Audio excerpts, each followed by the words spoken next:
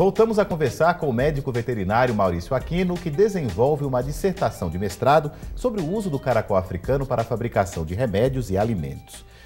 Pesquisador Maurício Aquino, esse caracol ele se disseminou no país todo, inclusive em Alagoas, né? Isso, já há alguns anos nós temos encontrado focos, especialmente no período das chuvas, em vários pontos do litoral e também no interior. Onde há maior incidência, aqui em Alagoas ou nos 102 municípios? Não, nos 102 não, mas, por exemplo, Capela, no passado eu cheguei a visitar um foco onde um povoado estava apavorado, e inclusive tem um caso muito curioso.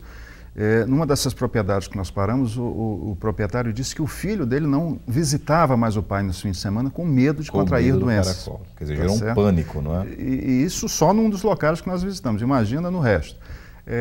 Quando ele me viu catando esses caracóis com a mão e botando numa caixa para levar para a universidade, ele falou: não, você vai morrer de doença. Não é assim que se pega a doença com caracol, é comendo cru, tá certo?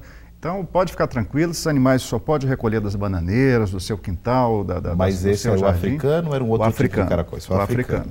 E o senhor pode cozinhar, e se não tiver coragem de comer, por preconceito, pode dar para os seus animais, para porcos, galinhas, cães. Quer dizer, vamos deixar isso bem claro. Então, o caracol ele é inofensivo.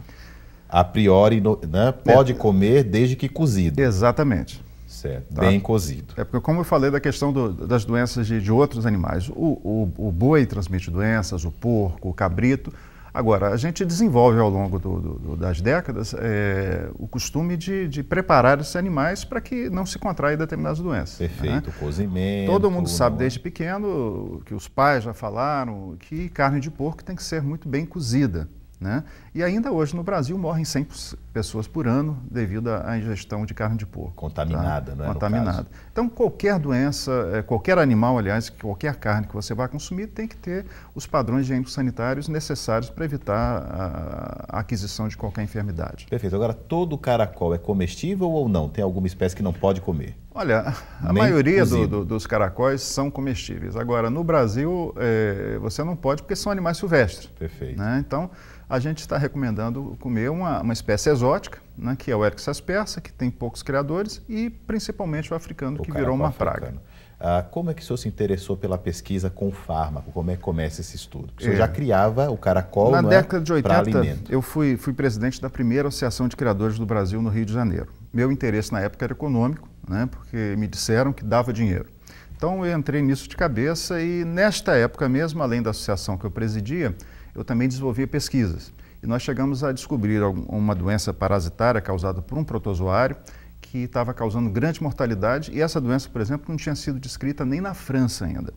E naquela época nós não tínhamos internet. Né? Então eu publiquei isso em uma ou duas revistas de interesse geral, me parece que a Globo Rural e a Manchete Rural também publicou, e eu comecei a receber cartas escritas à mão de pesquisadores franceses pedindo mais informação.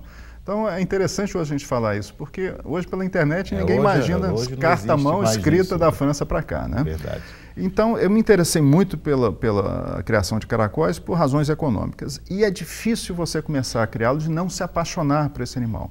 Porque é um animal extremamente dócil, é um animal extremamente prolífero e que pode gerar muito alimento, muita proteína a um custo extremamente baixo. Como é a criação, professor? Tem que ter um espaço grande ou um espaço pequeno? Tem que ter uma condição climática especial? Como qualquer outra criação, depende da sua finalidade. Se você quer criar para vender e viver disso, evidentemente tem que se dedicar a uma área maior, né, de maneira mais intensiva, mais extensiva. Agora, para consumo próprio, o Eryx aspersa você consegue criar numa área muito pequena. Eu desenvolvi recentemente uma metodologia nova de criação em caixas plásticas que facilita extremamente a limpeza diária.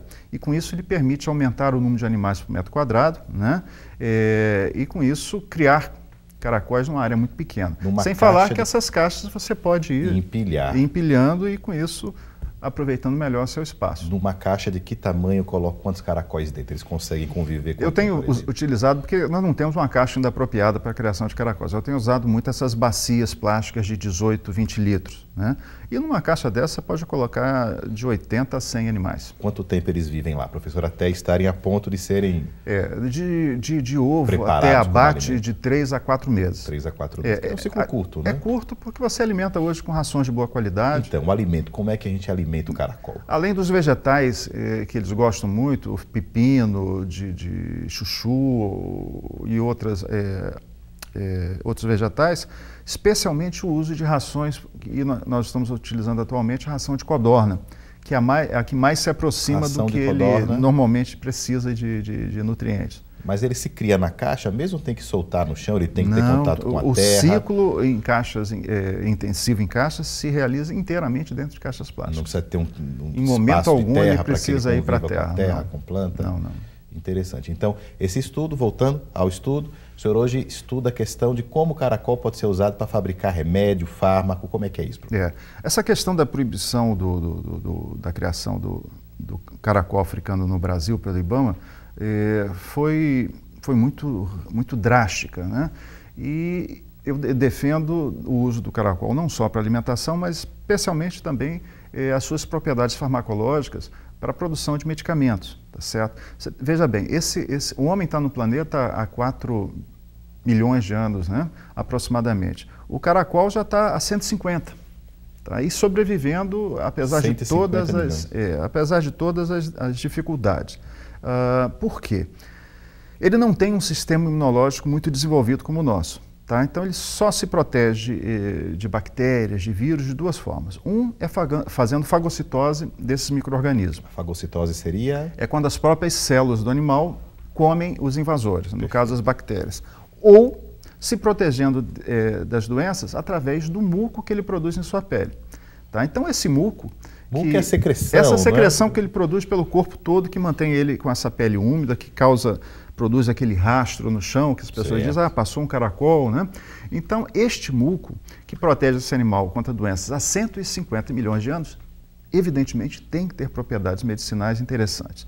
E é em cima disso que a gente está desenvolvendo nossa pesquisa. Que podem ser aplicadas ao ser humano. Que podem. Por exemplo, já se chegou à conclusão que o muco é um cicatrizante de excelente qualidade. Já tem estudos sobre isso? No Brasil, já tem estudos na USP de São Paulo que comprovam essa cicatrização acelerada. Tem antibióticos... de feridas comuns, professor? Como é que seria isso? É interessante que os pesquisadores lá na USP, eles, à medida que mexiam com o animal, né, perceberam que as suas mãos ficavam muito macias, né, muito finas. E um desses professores se feriu e continuou mexendo e reparou que a pele cicatrizou muito rápido. E a partir daí despertou interesse numa pesquisa específica, que foi comprovada, tá certo? Então, o muco tem propriedades regeneradoras que auxiliam muito no reparo de feridas. E esta é a linha de pesquisa que nós estamos desenvolvendo aqui na UFAL, lá no Instituto de Química. A minha orientadora é a doutora Marília Goulart, e nós estamos trabalhando especificamente com o poder de cicatrização do muco, não para a pele, mas para outros tecidos. Perfeito. Mas, além disso, também existe a perspectiva de uso para cosmético, não é? No Chile, hoje, por exemplo, eles divulgam que patentearam lá um produto que é rejuvenescedor, tá? Feito à base do muco do Aedes aspersa. Mas poderia ser feito com o muco do caracol africano. Do caracol africano. Porque o muco é muito semelhante de um e outro. O que muda, às vezes, alguns componentes é pelo tipo de alimentação ou o tipo de solo, tá? Mas todos eles têm propriedade medicinal. Parecidas, né? Isso. Mais um breve intervalo, daqui a pouco a gente volta com mais um pouco do pesquisador Maurício Aquino, falando sobre essa pesquisa que estuda os caracóis e as propriedades farmacológicas deste molusco. Conhecer, volta já, não sai daí.